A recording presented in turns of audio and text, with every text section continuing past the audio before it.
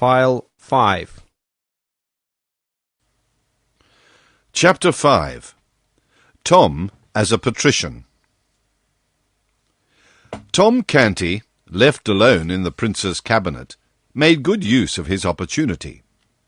He turned himself this way and that before the great mirror, admiring his finery, then walked away, imitating the Prince's high-bred carriage, and still observing results in the glass. Next he drew the beautiful sword, and bowed, kissing the blade, and laying it across his breast, as he had seen a noble knight do, by way of salute to the lieutenant of the Tower, 5 or 6 weeks before, when delivering the great lords of Norfolk and Surrey into his hands for captivity. Tom played with the jewelled dagger that hung upon his thigh. He examined the costly and exquisite ornaments of the room.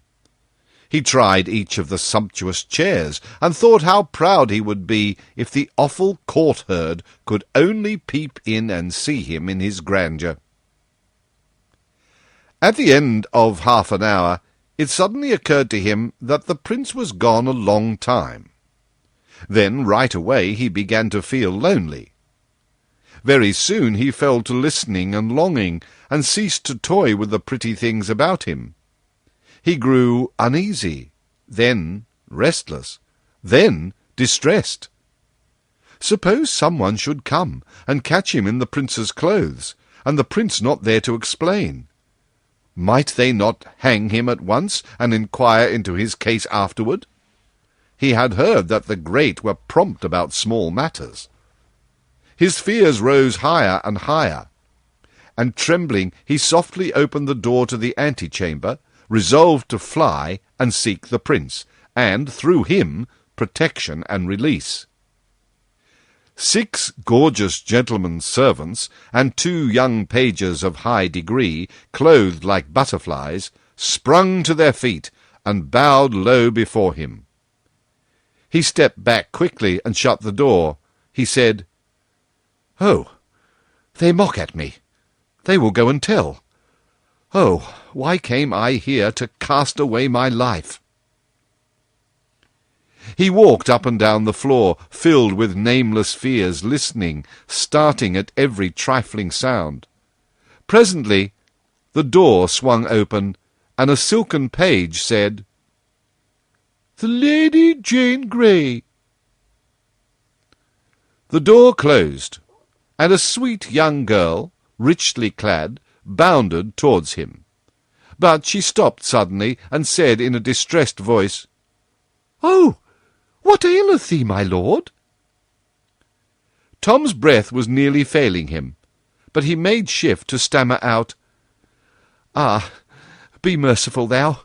In sooth, I am no lord, but only poor Tom Canty of Offal Court in the city. Prithee let me see the Prince, and he will of his grace restore me to my rags, and let me hence unhurt. Oh, be thou merciful, and save me." By this time the boy was on his knees, and supplicating with his eyes and uplifted hands as well as with his tongue. The young girl seemed horror-stricken. She cried out, "Oh, my lord, on thy knees, and to me!"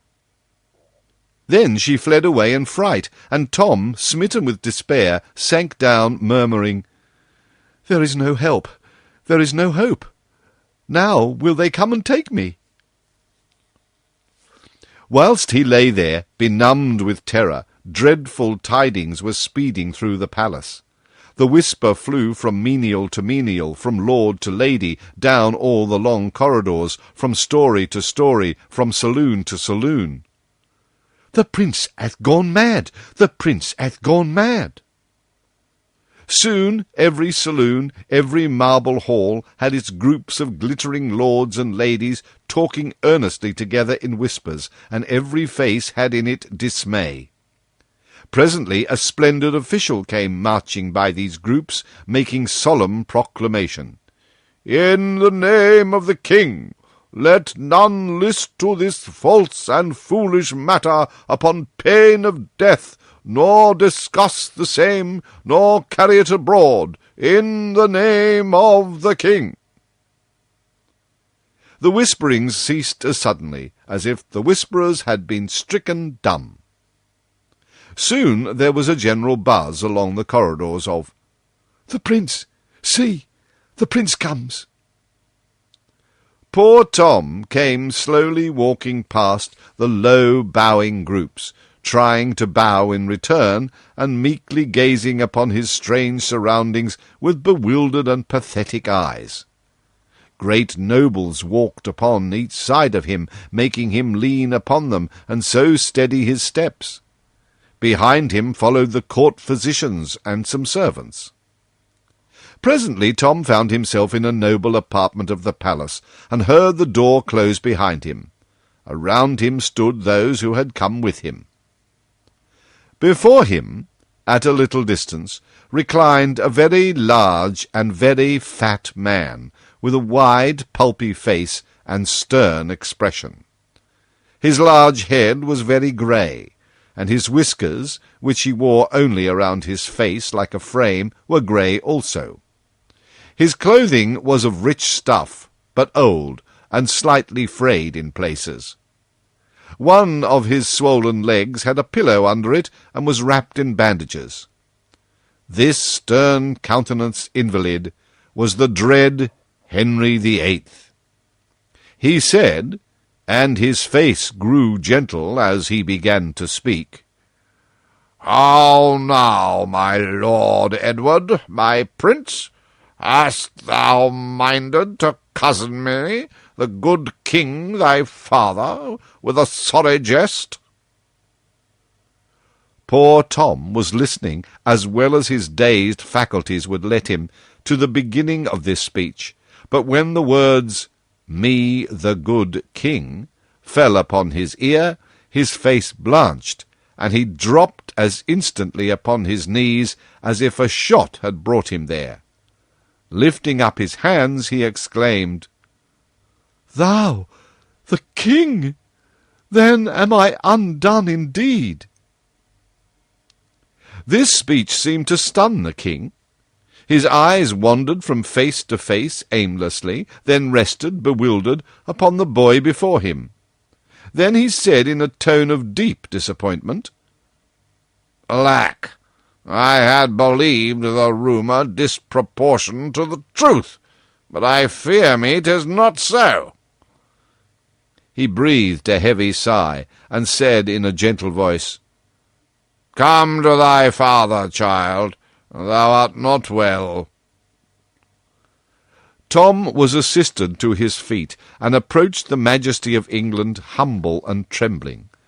The king took the frightened face between his hands, and gazed earnestly and lovingly into it awhile, as if seeking some grateful sign of returning reason there, then pressed the curly head against his breast, and patted it tenderly. Presently he said, "Dost thou know thy father, child? Break not mine old heart. Say thou knowest me. Thou dost know me, dost thou not?" "Yea, thou art my dread lord the king, whom God preserve." "True, true, that is well. Be comforted. Tremble not so. There is none here who would hurt thee. There is none here but loves thee. Thou art better now. Thy ill dream passeth, is not so? And thou knowest thyself now also, is not so?" "I pray thee of thy grace, believe me, I did but speak the truth, most dread lord, for I am a pauper born, and 'tis by a sore mischance I am here, albeit I was therein nothing blameful. I am but young to die, and thou canst save me with one little word. Oh, speak it, sir." "Die? Talk not so, sweet prince. Thou shalt not die." Tom dropped upon his knees with a glad cry. "God requite thy mercy, O my king, and save thee long to bless thy land." Then, springing up, he turned a joyful face towards the two lords in waiting, and exclaimed, "Thou heardst it! I am not to die! The king hath said it!" There was no movement, save that all bowed with grave respect. But no one spoke. He hesitated, a little confused, then turned timidly towards the king, saying, "I may go now?" "Go? Surely, if thou desirest. But why not tarry yet a little? Whither wouldst go?" Tom dropped his eyes and answered humbly, "Peradventure I mistook, but I did think me free, and so was I moved to seek again the kennel where I was born and bred to misery, yet which harboureth my mother and my sisters, and so is home to me, whereas these pomps and splendours whereunto I am not used, please you, sir, to let me go." The king was silent and thoughtful a while, and his face betrayed a growing distress and uneasiness. Presently he said, with something of hope in his voice, "Perchance he is but mad upon this one strain, and hath his wits unmarred as toucheth other matter. God send it may be so. We will make trial." Then he asked Tom a question in Latin, and Tom answered him lamely in the same tongue. The king was delighted, and showed it. The lords and doctors manifested their gratification also. The king said, "'Twas not according to his schooling and ability, but showeth that his mind is but diseased, not stricken fatally. How say you, sir?" The physician addressed bowed low and replied, "It jumpeth with mine own conviction, sire, that thou hast divined aright." The king looked pleased with this encouragement, and continued with good heart, "Now, mark ye all, we will try him further." He put a question to Tom in French. Tom stood silent a moment, embarrassed by having so many eyes centred upon him, then said diffidently, "I have no knowledge of this tongue, so please your majesty." The king fell back upon his couch. The attendants flew to his assistance, but he put them aside and said, "Trouble me not. It is nothing but a scurvy faintness. Raise me. There, 'tis sufficient. Come hither, child. There. Rest thy poor troubled head upon thy father's heart, and be at peace. Thou'lt soon be well. 'Tis but a passing fantasy. Fear thou not, thou'lt soon be well." Then he turned towards the company, his gentle manner changed, and baleful lightnings began to play from his eyes. He said, "List ye all. This my son is mad, but it is not permanent. Overstudy hath done this, and somewhat too much of confinement. Away with his books and teachers, see ye to it. Pleasure him with sports, beguile him in wholesome ways, so that his health come again." He raised himself higher still, and went on with energy. "He is mad, but he is my son and England's heir, and mad or sane, still shall he reign. And hear ye further, and proclaim it. Whoso speaketh of this his distemper worketh against the peace and order of these realms, and shall to the gallows. Give me to drink, I burn. This sorrow sappeth my strength. There, take away the cup. Support me. There, that is well. Mad is he. Were he 1,000 times mad, yet is he Prince of Wales, and I, the King, will confirm it. This very morrow shall he be installed in his princely dignity in due and ancient form. Take instant order for it, my Lord Hertford." One of the nobles knelt at the royal couch and said, "The King's Majesty knoweth that the hereditary Great Marshal of England lieth attainted in the Tower. It were not meet that one attained—" "Peace! Insult not mine ears with his hated name. Is this man to live for ever? Am I to be baulked of my will?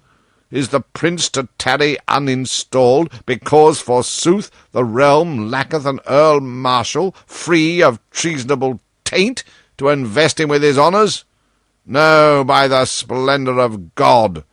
Warn my Parliament to bring me Norfolk's doom before the sun rise again, else shall they answer for it grievously.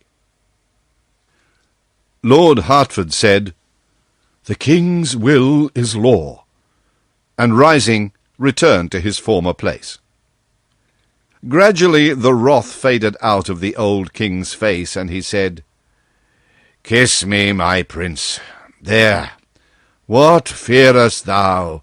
Am I not thy loving father?" "Thou art good to me that am unworthy, O mighty and gracious lord, that in truth I know, but it grieveth me to think of him that is to die, and—" "Ah, 'tis like thee, 'tis like thee. I know thy heart is still the same, even though thy mind hath suffered hurt, for thou wert ever of a gentle spirit. But this duke standeth between thee and thine honours. I will have another in his stead. Comfort thee, my prince. Trouble not thy poor head with this matter." "But is it not I that speed him hence, my liege? How long might he not live, but for me?" "Take no thought of him, my prince. He is not worthy. Kiss me once again, and go to thy trifles and amusements, for my malady distresseth me. I am weary and would rest. Go with thine uncle Hertford and thy people, and come again when my body is refreshed." Tom, heavy-hearted, was conducted from the presence, and his spirits sank lower and lower as he moved between the glittering files of bowing courtiers. For he recognized that he was indeed a captive now, and might remain for ever shut up in this gilded cage, a forlorn and friendless prince, except God in his mercy take pity on him and set him free. And turn where he would, he seemed to see floating in the air the severed head and the remembered face of the great Duke of Norfolk, the eyes fixed on him reproachfully. His old dreams had been so pleasant, but this reality